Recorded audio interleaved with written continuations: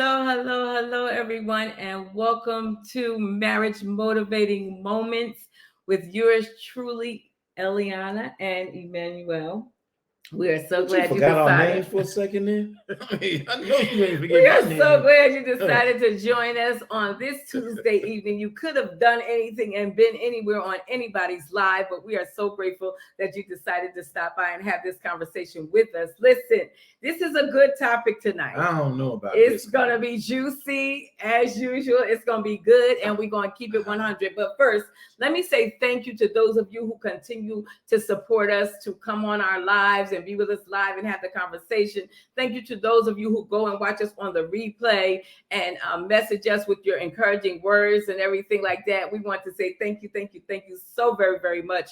It is our pleasure to serve you, and we believe that we are doing what the greater one has called us to do in this dispensation of time. So we want to say thank you. We don't take it lightly, but we are glad you're here. Listen, if you know somebody who has a blended family, working through it, engaged, married, get ready to do this, listen, hit them up and tell them to come on. Babe, here you go. This is why we having this conversation. He don't like the fact that I say blended family, but it is a blended family when you two families come together. So let's jump right in, right? So blended family is the terminology. So I want to say good evening to everybody. Well, and plus she forgot my name for a second. I mean, did like not you did so. I watched you. You was like Elianah and like what's his name again? Because I was going to say Elianah Connie. Yours truly, Elianah Connie. Well, then you should have said it, but I didn't. You hesitant when you got to my name. It got to be free flowing after all this 30 plus years of being together. But I ain't with this blended. I mean, where did that come from? What that's about? I don't So know blended family came into being many years ago, and it was because when I was reading, it was because people didn't want to use the term stepmother, stepfather, stepchildren. I don't use blended on step. But you asked me where did it come from? So that's how it actually. They need to throw it back. Always making up something. That's how it actually came into being. However, the fact of the matter is that two families do become one.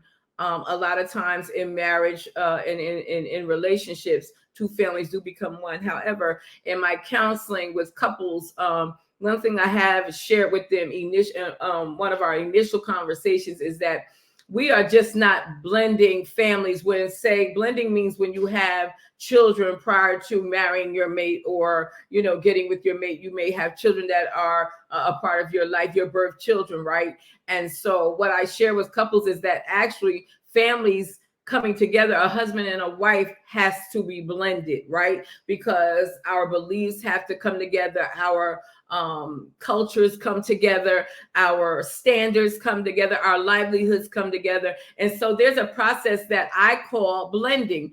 Blending is just like, and I use this analogy, it's like making a smoothie. You put all these different kind of fruits in the smoothie.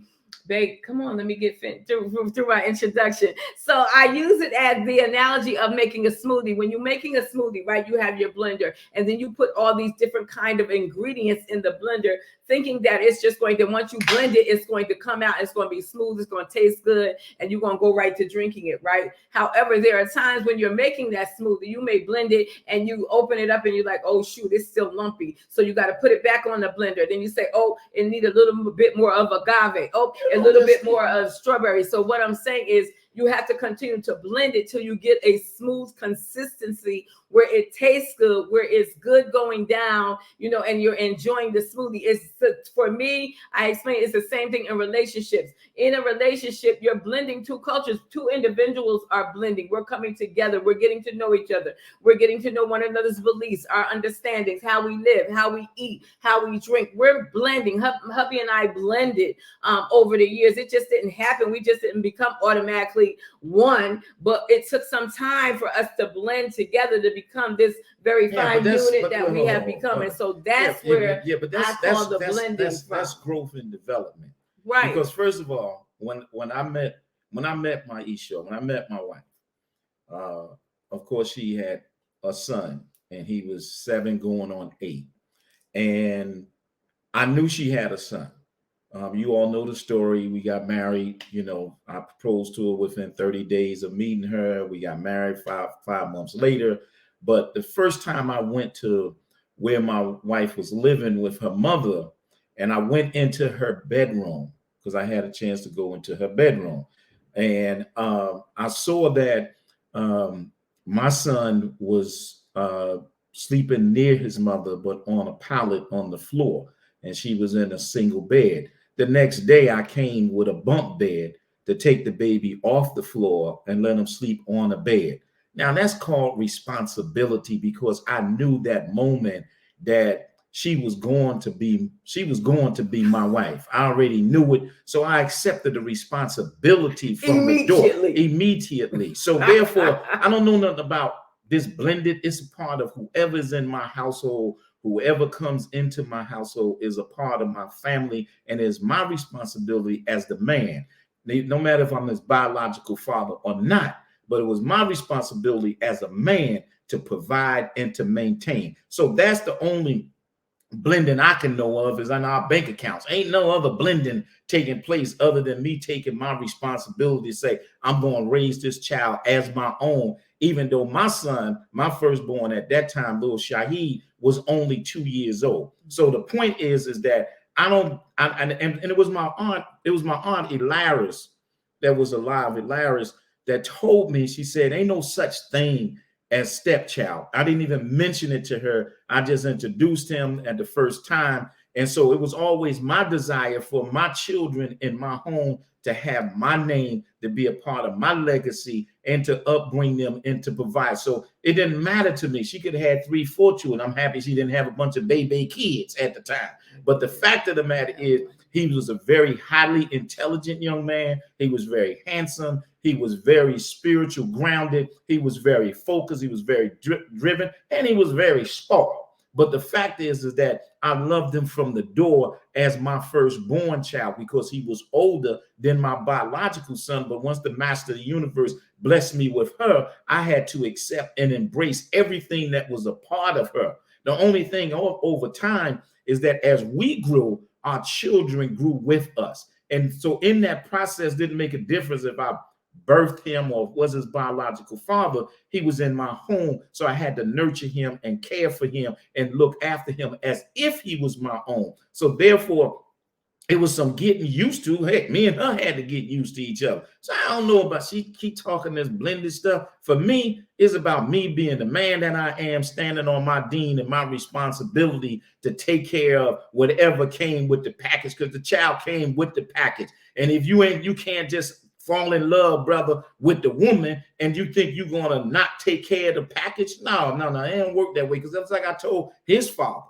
I called his dad up. And I told his father, after time, I saw that he still had a burning desire to be nurtured by his biological father. And I told his father, I can do what I'm have to do on my end, but you have a responsibility for your son. So I called his father up, man to man. I'm not trying to take your place. I'm going to be who I'm supposed to be in my kingdom, and he's going to benefit from that. So I challenged his father to step up. And then the other thing is that what was so beautiful was that his grandfather came to me and thanked me for how well I took care of his grandson from the door. And I told him, I said, it's what we do as spiritual men and men who are focusing on their dean correctly. So I don't see it as a blending. I just see it as a part of responsibility, because how can I love her and not love what comes from her? You feel what I'm saying? So that was just a different page for me. I don't know how these guys out here doing it,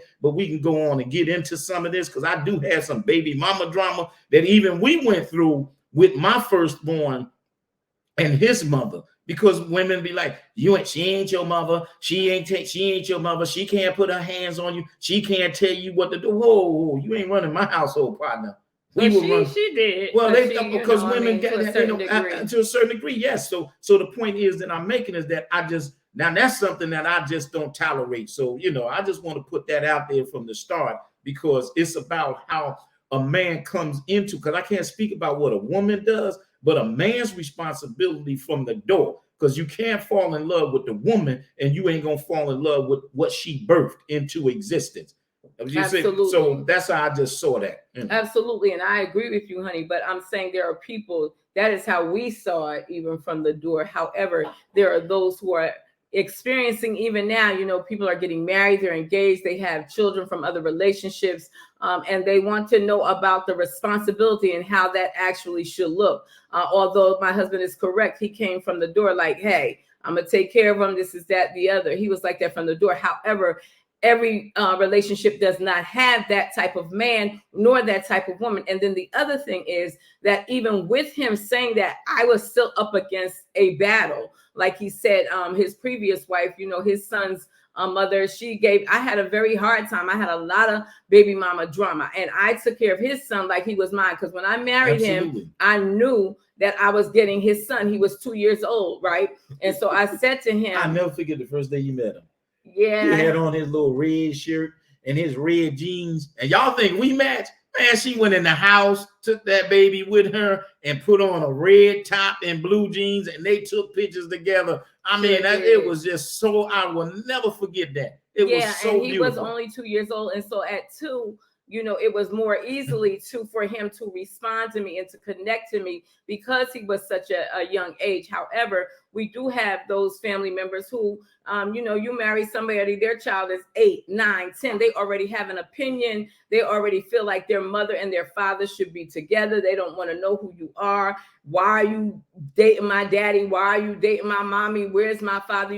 And even with children, it's something in them that they desire for their parents to be together. My husband and I even say that now. We can still see it even with his other children, that, there is a desire, and rightly so. Nobody's mad about it, that the child wants their two parents to be together. However, reality is that that's not going to happen. And so we have to learn, and you have to learn how to manage that relationship with those children. And am I going to say that it's going to be easy? Absolutely not. It's not going to be easy. It's not going to be easy. However, it ain't going to be easy with your own children. It's not easy with your own children. Forget about somebody else. It ain't going to be easy with your own children. But I think that what's important, babe, is that you have the support of your mate, when raising that child or when bringing that partner in. So it's very important that if it's a man, that he introduces his children to the woman and vice versa. I think that once you all know that you're going to actually try to build and establish something together, that you need to involve the children and let the children know that this is the person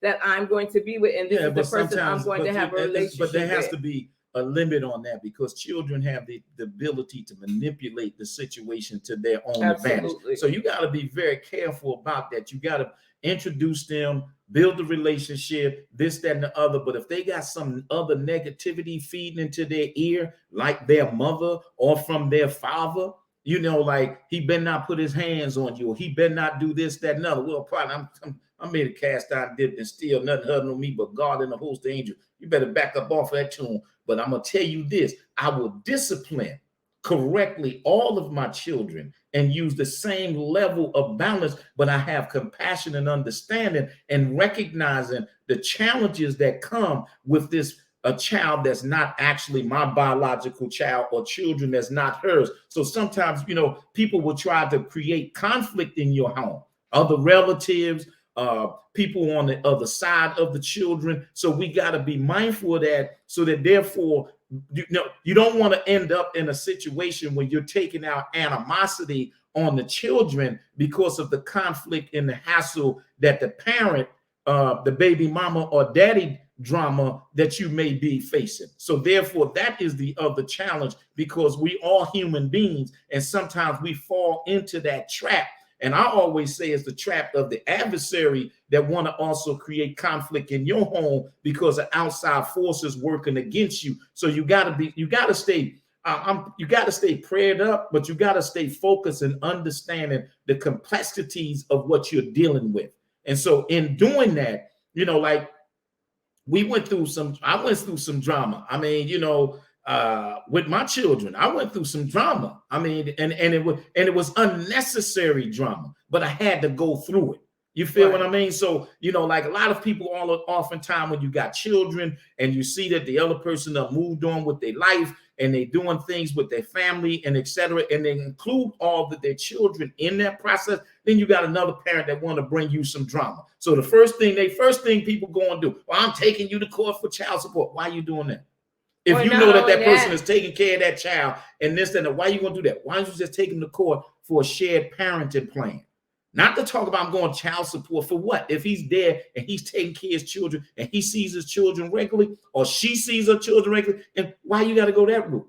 If you really care about the child, then it should be about the parenting plan. That's why the state of Florida switched the game up. You can't go to them just for child support. You got to come from a parenting plan first. And see, and that is to make certain that the shared responsibilities in raising that child takes place and everybody is involved for the best interest of the child. Because down the road, all that conflict you put into that child later on is going to rebel when they grow older, and you're going to have a bigger problem coming back at you.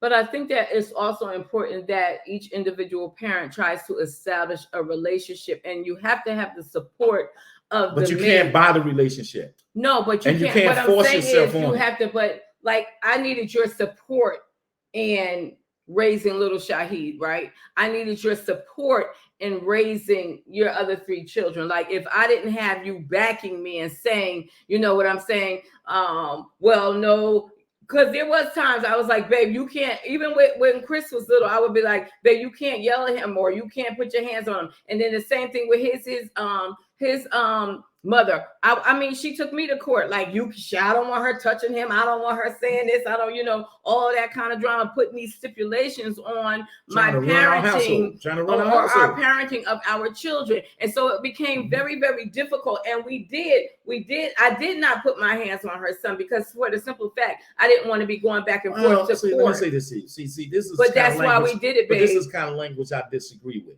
What? Okay. I didn't put my hands on her. I didn't discipline her. He was your son.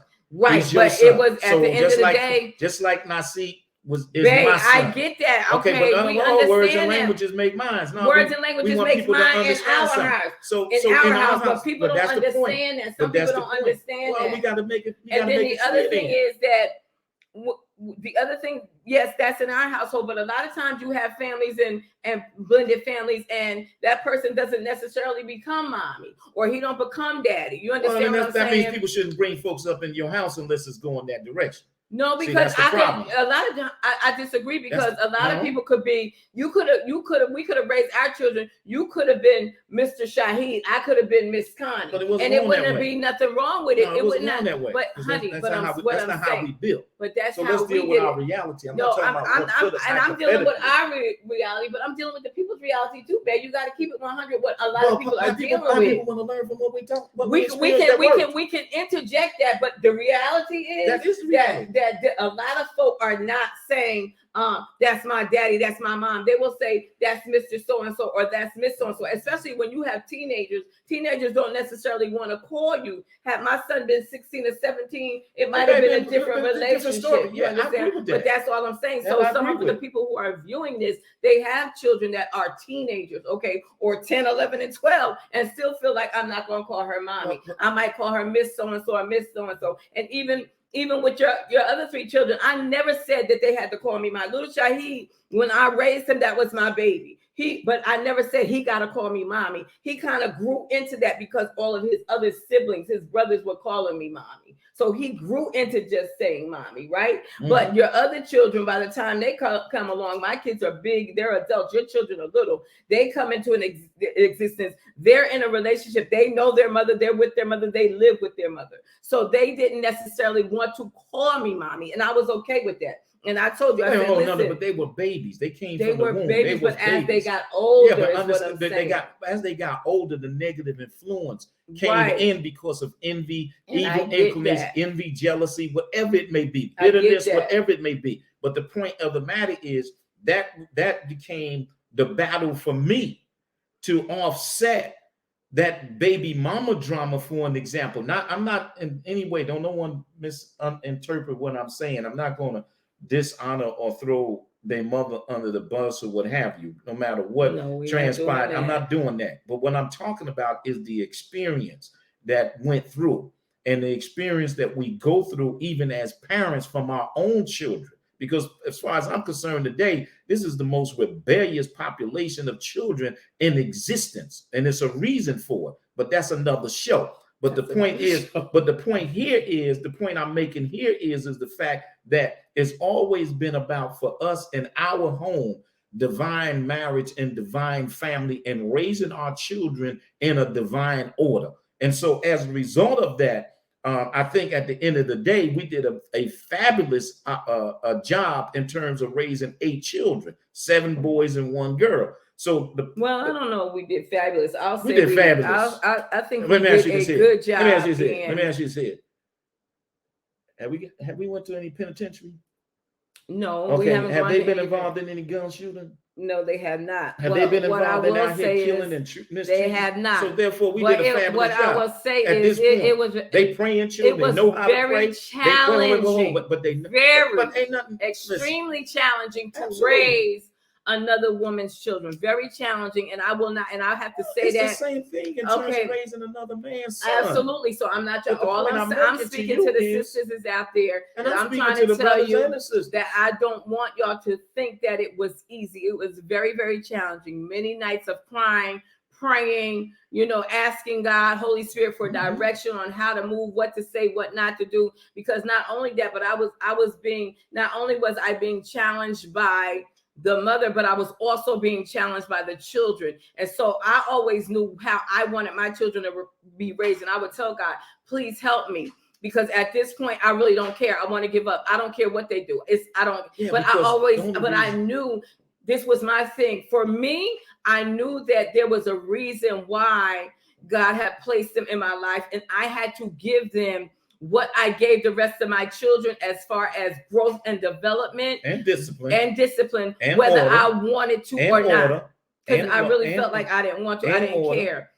Discipline in the fact that no, I could whip my children and not hear nothing about it, right? I could knock them upside their head. I could do what I wanted to my babies, and I wasn't going to hear nothing. However, the other set of children, I could not do any of that because I was being called to court or defects for saying the wrong words or anything. I was just being blamed for that's the other crazy thing. Well, stuff. Let's talk about that defects. In New Jersey, it's called DIFAS. In Georgia, it's called defect. I mean, they done came knocking on our door for some of the most ridiculous things. Absolutely. And they done came in here, and I was like, what do y'all want? They came to my job. I'm like, what do y'all want? What do y'all want? What do y'all want? What do y'all want? And found absolutely nothing. And I mean, like, it's the same thing when I went through custody battle. I mean, I won custody. A black man won custody in Georgia of his children, all 3 of them, and they're young.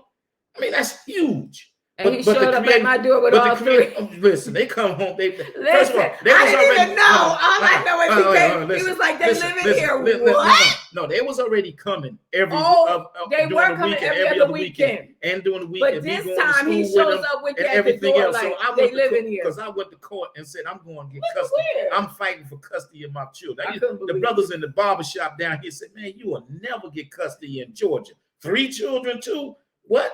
God was with me. I ended up with custody of all my children. Okay. Yeah. And I went to war to get them. But the point is because they felt like it was a better situation for them to be with their father at that time. Yes, it is. That's how you won, babe. I won because they felt that I was a good parent. That's what I said. Okay, it was a better situation for them to be with your father. Yeah, I'm not throwing nothing to say that like. But in that moment, babe, that's how we got custody of the baby. That's 100. I proved that they would be better with me. That's how I won custody. However you want to fix it. Okay, right. That's the way it was. I proved. Okay. What do you mean? They were going to be better off with us. That's why the judge ended up. Because if they wasn't, they would have just went ahead and let them go with their mom. Because I proved how good I could take care of my baby. Absolutely. That's all. You're doing excellent, and you did an excellent job. Yeah. Okay, but what I'm pointing out is this.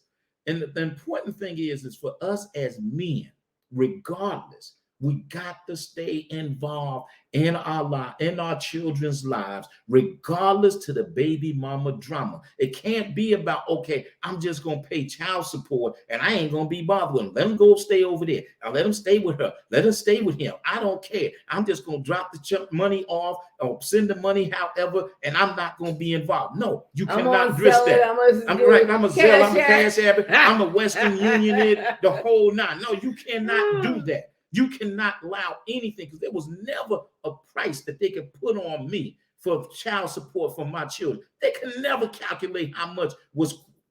Who are you sitting on this bench? You don't know nothing about my child. You gonna tell me I need to just, oh, you just give them this amount each month? What?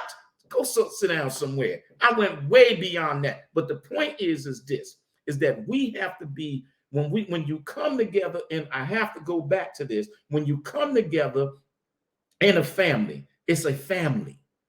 And you got to come together with that understanding, that compassion, and work that thing out. But the key thing is that these two got to be on one accord first, then the children.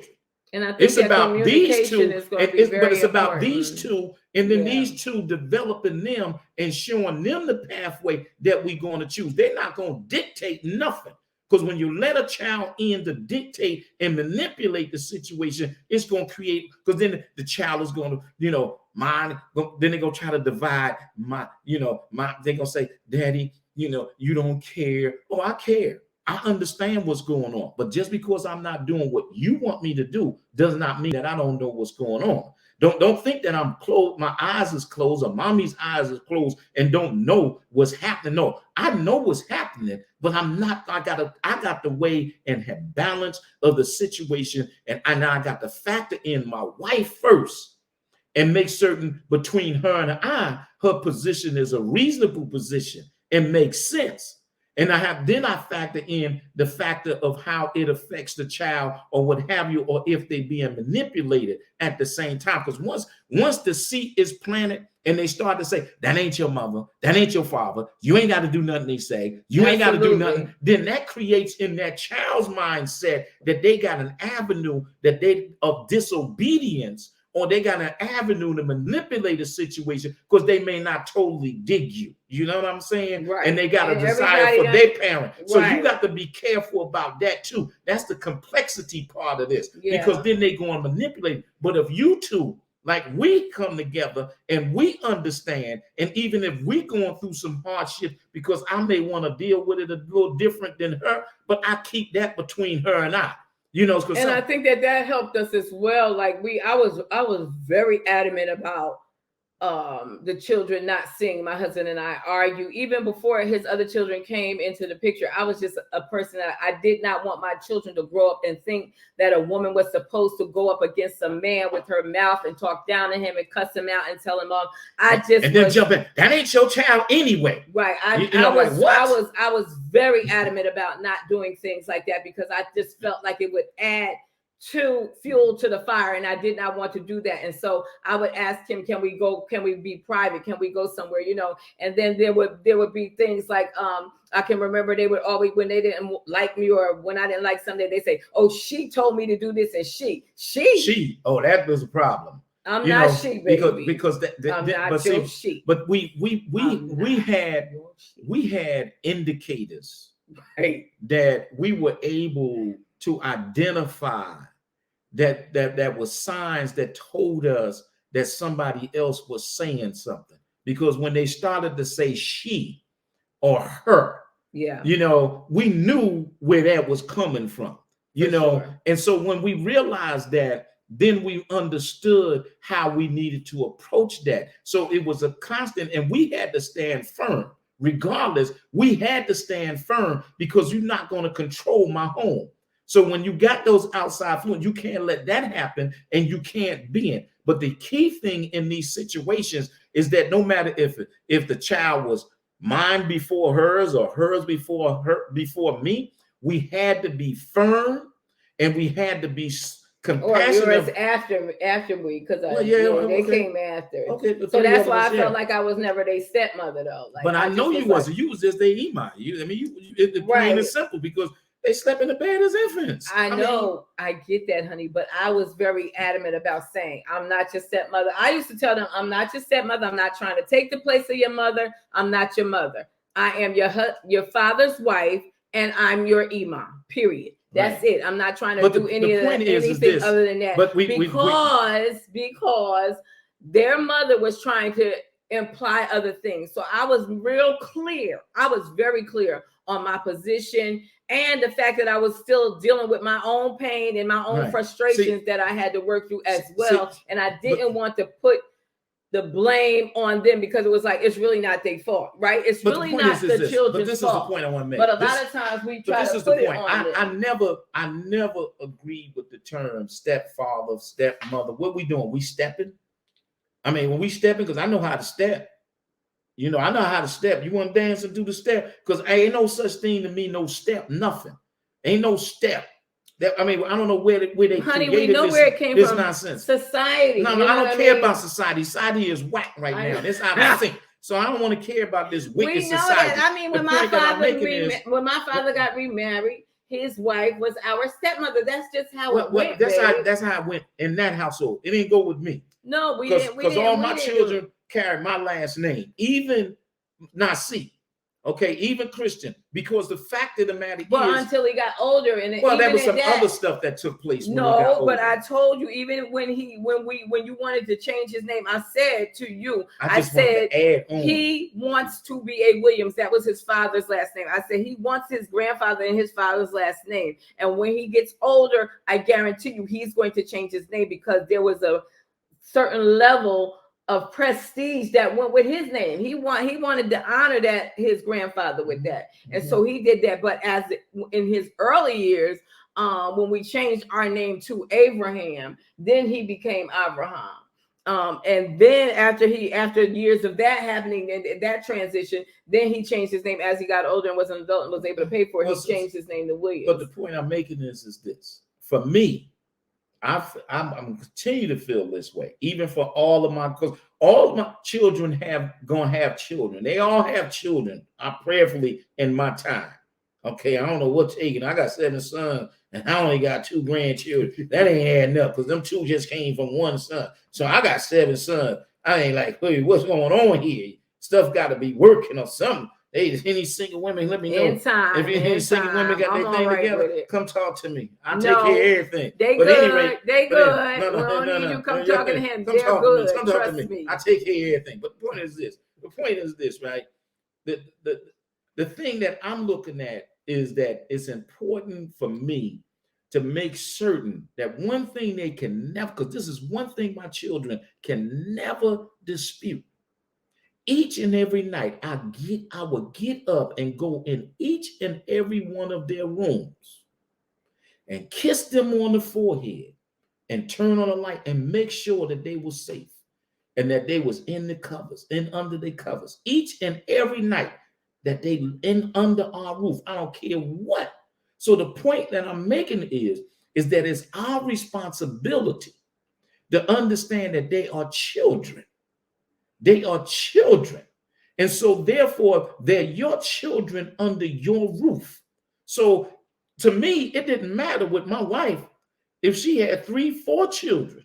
Your son said 5 of your sons is under 30, so it's okay. Relax. 5 of my sons is under 30. Yeah, but 2 of them is above 30, and only 1 above 30 got 2 children, and the other one, he needed to step on up. They're on their way. Okay, but the point of the matter is that y'all need to step on up, being that some of my sons on here is probably the ambassador, one I call the ambassador. But the point I'm making to you is this, is that it's important for me as a man that when you're the head of your family, that you understand the complexities of the situation when you got other children and she has children and it's your responsibility then to lead that family, to groom them, to develop them. Just like Nasik wasn't my biological firstborn son, but you couldn't fool nobody because when he went to Morehouse, I paid for it. When he went to high school, in private high school, I paid for it out of my pocket. When he graduated from Morehouse, he ain't had 1 single debt. The day he graduated from Morehouse, this is a child that's not my biological, but I bought him a $400,000 home, 2-car garage with 2 brand new cars in the garage. I made sure when he graduated Morehouse, on paper, he was worth over $1 million. That's a fact. Nobody can dispute that. I didn't say anything else other than the fact that he was my oldest child and he was and to me, he was the firstborn in my family. And my son that followed, he got his hand due, but based on what my hand was able to provide at that particular time. So the point I'm making is that I looked at him as mine. I didn't care about anything else. I looked at him and he was mine. And so whatever he needed, he had. He had a new car when he lived off campus, got him his own apartment, furnished it. That's what we did.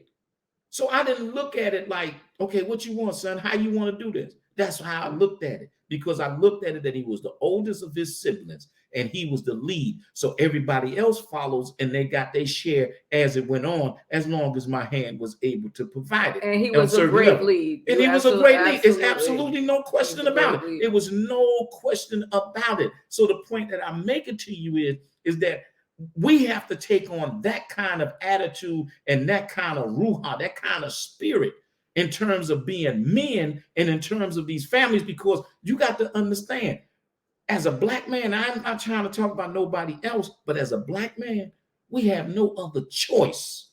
We have no other choice, and we cannot leave our children without our involvement in this. It don't make no difference if it's yours. It takes an entire village to raise one child.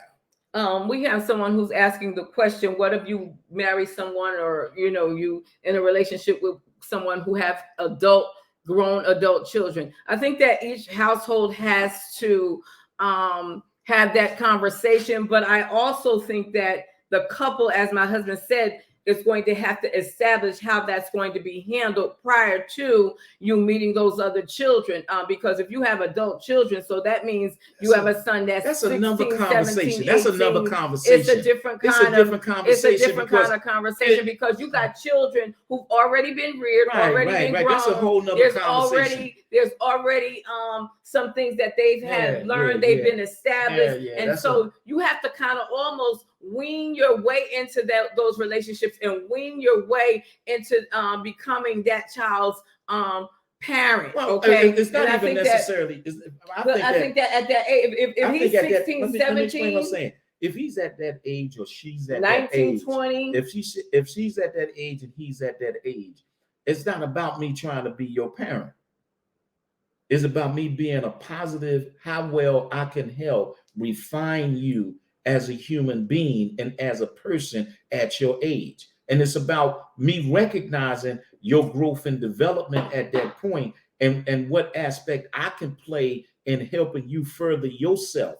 But the one thing is for certain, the person has to know your boundaries, because now they are under your roof, because you assuming the responsibility, especially as a man, for the upkeep and the welfare of that home. So you're not going to live under my roof and do your thing. Right. And you're not going to live, and you're not going to live under my roof if you 16 and 17 and in my presence and in my home and think you're going to talk to your mother any kind of way and back talking. Now, there's going to be some boundaries that has to be established, because this is my queen, and she ain't your equal. And in my eyesight, she ain't your friend. She's your parent. And there's a difference, because it's not about trying to be friends with your children. It's about being a parent and how well you can refine their character and help them remove the evil inclinations that's within their flesh. So the kind of relationship that I would want is a gradual relationship. Hey, Absolutely. How you doing? Very respectful. What you like to do? Okay, what you like to go? Okay, how can I support that? If you want my support in that area, I'm here to support you. If you don't, okay, let's go to dinner sometime. Hey, what you like to do? Okay, I like to go roller skating. Okay, well, let's go roller skating. I may fall a few times, but you're going to laugh. But okay, we'll put it on Instagram. I'm just going to try to build that kind of relationship. What you got going on in school? How your grades is going? I'm going to build that kind of relationship. You got problems with your teachers? Okay, let me email them. Let me step out of school and see them. That kind of being a supportive individual to come in and support what her and the other parent, either me and them or her and them, have been trying to do over the years. So when they get to be teenagers, it's a whole nother kind of thing, because kids, when they get teenage, they ain't trying to hang out with their parents. They trying to hang out with their friends. Right. And even with your kids, I think that as they got older, then there was a different kind of relationship that I tried. I mean, well, they are your kids. No, honey. When with your children, those 3 children that you had in that relationship, as they got older, I tried to establish a different kind of relationship with them, so that they would know that my heart was pure and that what I gave them growing up, I believe they definitely recognized that. I wanted them to have that. I And imparted then to all of my other and children. then they started to separate what the misinformation. Right. But that was after they got but older. that's what happens, because see, the problem is that we recognize is that children, when they get torn between parents, they become very confused.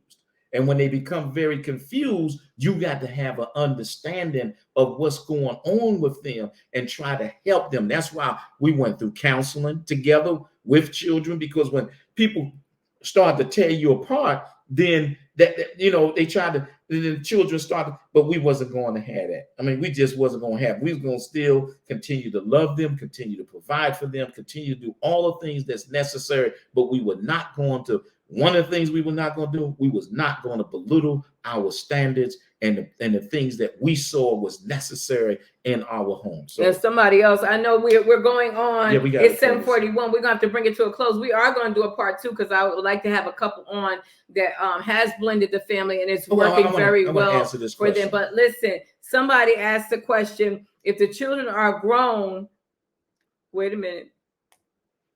What if the children are grown and don't talk with the dad because they don't like the wife? That is something that I have a girlfriend who's dealing with that, and vice versa. Now. Yeah, they don't like the wife, and so they don't like the father. And then sometimes they, my wife was like, see, they just don't talk to you. They don't want to tell you because they think you're not going to listen, or they think you're going to do this, that, no, because see, first of all, I'm not going to let you manipulate the situation. I'm just not going to let that happen. So you think I don't understand what you're doing? You think I don't understand what you're coming from? You think I don't understand the factors that lead you to take the position that you're taking? Oh, right. I understand. Or you don't want to speak to your father because you don't like the woman that right. He married, and or vice versa. Or vice versa. Or you just don't think that I understand more than what you do. But I'm looking in the future and I understand what, if I go on side, you want me to side with you against my wife. Oh, I will never do that. Even if I disagree with her, I will never disagree with her in your presence. I'm going to disagree with her privately. Now, you must understand. Now, there have been a couple of times I slipped up and say, babe, why you do that? And, excuse me, I'm admitting it. But the point of the matter is that when I did that, but I had to check myself. And so therefore, in that reality, I never took the position that I'm going to, side with my kids against my wife. And I'm not going to do that in front of them. That's not going to happen. Because once they see that, then they know that they got a crack. And they know then they can divide you. No, that's not going to happen. So we can never let that happen. You can't never let that happen, sisters and brothers. You can never let that happen. And then the point is that you deal with it in privacy, and you address it in privacy, and then you work it out. Now, we may be angry, but we ain't gonna let you know we angry about it. But we may get upset, but we're not gonna let you know. So therefore, but we will work it out. And even in those instances, sometimes it's very difficult because sometimes in the moment, when things happen, you get aggravated in that moment and you might snap. But like my husband said, you got to regroup and kind of catch yourself and say, okay, wait a minute. I really should, in your mind, like I shouldn't have said that. And then go back and have that conversation, say, hey, we should have handled that a little bit differently because we didn't want the children to see that we were divided, or I didn't want your son to think that I was taking your side, or even I didn't want your daughter to think I was taking her side against you or anything like that. And so we have to, when you have those errors, you make those mistakes, acknowledge your mistake, and then go back. Because the other thing is, and we may end on this, but the other thing, we're going to have part 2 on May 10th on our next show. But the other thing is this.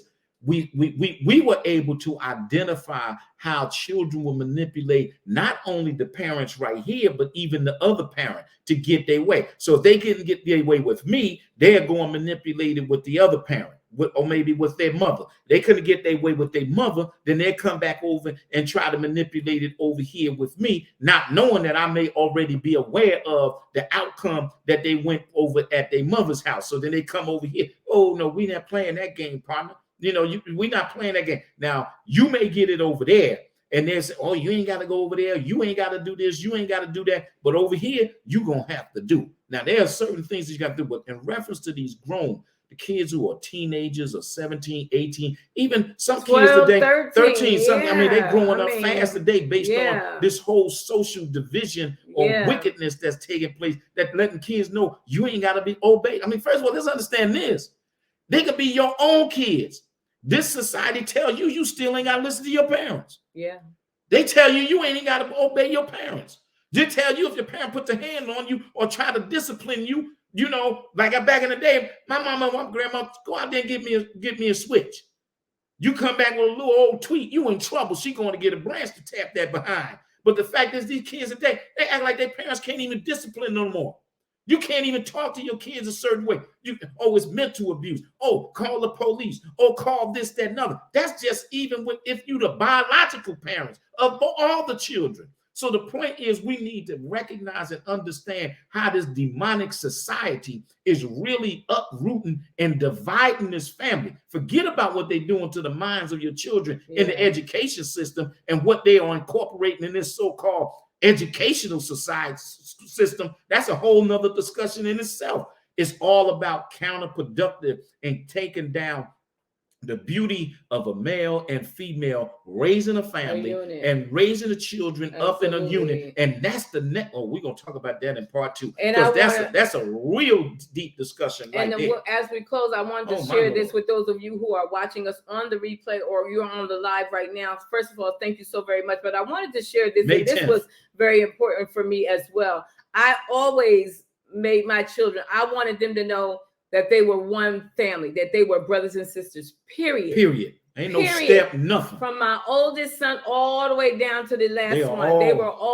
These are all your brothers and sisters. I never said, that's your brother over there, that's your sister over there. No, they were all your brothers and sisters. All of them, y'all, all y'all blood is connected, right? All y'all run through the same bloodline, except my oldest son. But even still, I still told him, that's mine. Oh, he was, and he, I didn't feed him long enough, they're gonna look like you. I never even had to tell him that. He just knew he was the oldest brother, right? But even though, but I always said that's your brother. I never divided them, even when the two families. I never ever, and I used to pray about it. God, I don't ever want them to think that I want them divided. Because listen, whether I'm here or not, these children are always going to be connected by blood. And so it was very important to me to raise them as siblings and to let them know that you look out for your younger brother, you look out for your little sister, you know, that's your family, that's who you are connected to. Until this day, I thank God that they are all very connected. Some are closer to one another. You know, a brother might be closer to this brother, whatever.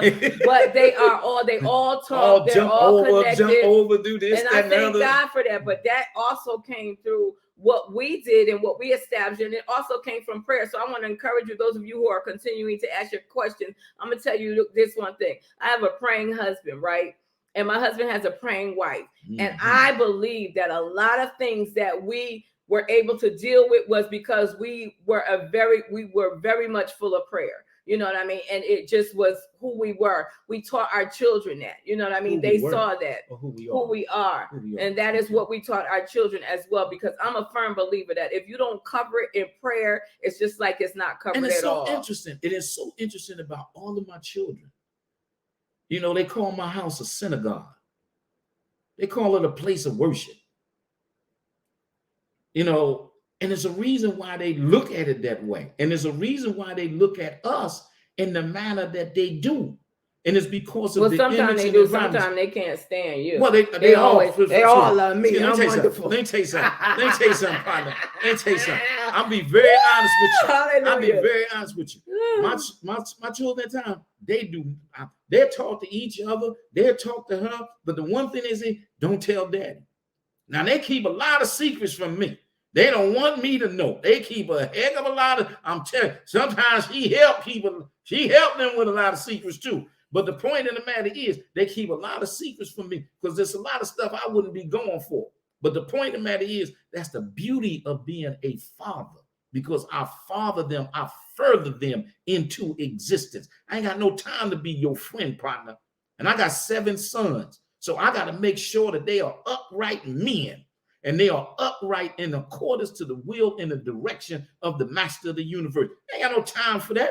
We deal with that when they get to the heavenly court with me. All right, the point of the matter is, we love y'all. Oh my, this is a good one. We're gonna have another discussion. We're gonna continue this discussion on May the 10th, May 10th, 7 p.m. Make sure you tune in. Invite your friends. We're gonna have some guests for the first time this season on Marriage Motivated Moment. That we're gonna talk more about these having children in your home. I'm not with all this blended and step family. We don't say blended, but y'all know what we mean. And the reason why people tuned in because we said me and Bernie Man, but I tell y'all family and blended family. Ain't no we know. Okay, we don't got time for Bernie. Bernie always here. You hear what I just? Y'all make sure y'all come back on May 10th. We love you. This was a great show. Thanks for tuning in. Peace and blessings. May 10th. We'll see y'all.